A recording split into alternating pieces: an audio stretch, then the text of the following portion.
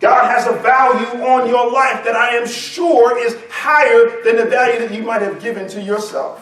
Amen. We have a struggle. We struggle sometimes trying to value and evaluate things. We put a price tag on things that really doesn't make sense.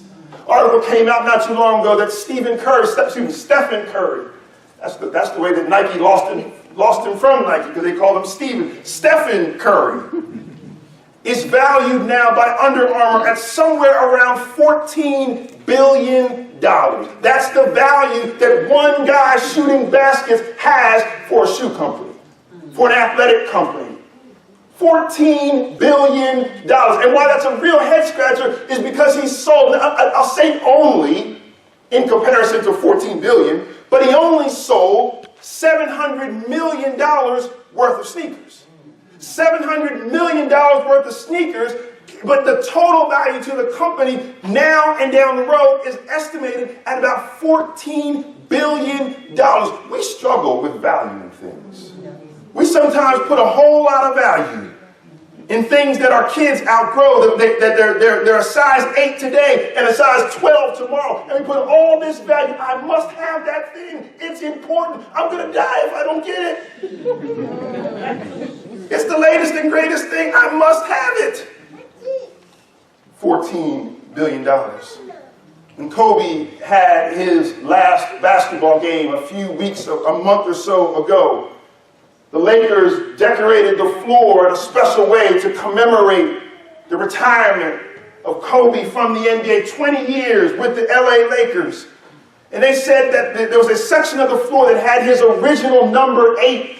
That section of the floor sold for $179,000. Somebody bought a piece of a floor with somebody's number on it. He may have autographed it, okay, but $179,000. The towel that he used, that means it was sweaty. The towel that he used during the game sold for $8,000. We put value on all the wrong things. Yeah. There was a news report, the Antiques Roadshow, that there was this jug that was seen.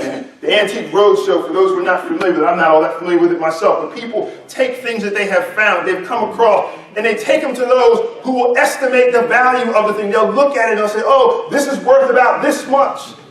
This man had gone to an estate sale and he bought a jug for $300. He felt that he had paid too much for it. So he took it to the Antiques Roadshow and they looked at the jug. They called it the grotesque or the ugly jug.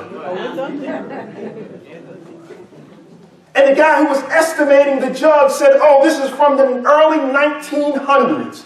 Look at the craftsmanship. Look at the skill that went into it. It's worth about somewhere between, you should expect to be able to sell this for somewhere between $30,000 and $50,000. And the man said, whoa, I just bought it for $300 and you're telling me it's worth $30,000 to $50,000? And there was a woman who was watching the show. She called her friend and said, you won't believe this. You remember the jug that you made in 1973 in art class? And you gave it to me, and I kind of lost it over the years. She said, it's on TV, and they're saying it's worth $50,000. The man said, I felt like I paid too much of $300. You probably did. But based on somebody's estimation, someone's valuation of how much it costs, how much it's worth, they put a whole different time frame to it. It wasn't from 1973, it was from 1973, not from the early 1900s. It wasn't from some tribe somewhere. It was from a high school student, 16, 17 years of age, who made it in art class. I looked at some of Connor's art last night. I said, we're going to hold on to this. We have a problem with valuing things. We tag value of our time, of our energy, of our resources, of our relationships to things that really don't matter. We struggle with this thing of value. And I'm going to tell you the place that we miss the value the most. We miss it the most in our own lives. The value that we miss, we struggle with the most, is the value of your, of my one singular life. Do you know what your life is worth to God? It is invaluable.